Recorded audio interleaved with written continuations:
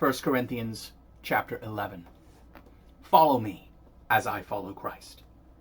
I praise you, brothers, that you remember me in all things and keep the traditions as I delivered them to you.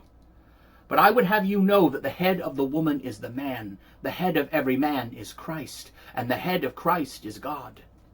Every man praying or prophesying having his head covered dishonors his head. But every woman who prays or prophesies with her head uncovered dishonors her head, for that is the same as if she were shaved. For if the woman is not covered, let her also cut off her hair. But if it is a shame for a woman to have her hair cut off or shaved, let her be covered. For a man indeed ought not to cover his head, because he is the image and glory of God. But the woman is the glory of the man. The man is not from the woman, but the woman from the man. The man was not created for the woman, but the woman for the man. For this reason the woman ought to have a veil of authority over her head because of the angels. Nevertheless, neither is the man without the woman, nor the woman without the man in the Lord.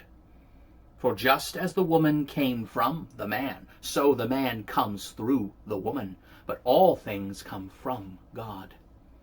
Judge for yourselves. Is it proper for a woman to pray to God uncovered?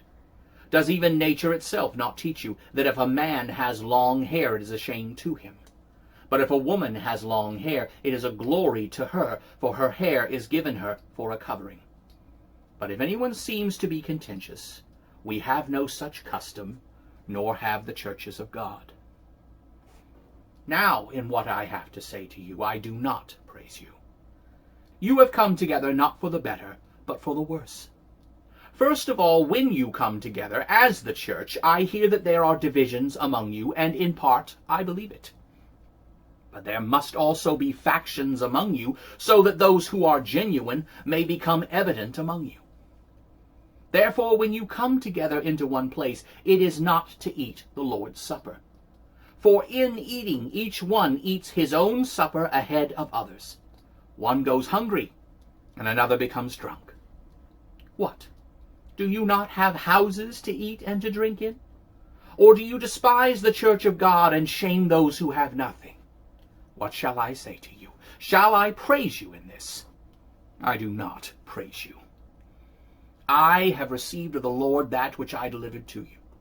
That the Lord Jesus, on the night in which he was betrayed, took bread. When he had given thanks, he broke it and said, "Take and eat. This is my body, which is broken for you. Do this in remembrance of me." In the same manner he took the cup after he had supper, saying, "This cup is the new covenant in my blood. Do this as often as you drink it in remembrance of me. As often as you eat this bread and drink this cup, you proclaim the Lord's death until he comes. Therefore, whoever eats this bread and drinks this cup of the Lord unworthily will be guilty of the body and blood of the Lord. Let a man examine himself, and so eat of the bread and drink of the cup. For he who eats and drinks unworthily eats and drinks damnation to himself, not discerning the Lord's body. For this reason many are weak and unhealthy among you, and many die. If we would judge ourselves, we would not be judged. But when we are judged, we are disciplined by the Lord, so that we would not be condemned with the world. So, my brothers, when you come together to eat, wait for one another.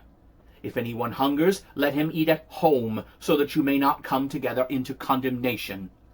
I will set the rest in order when I come.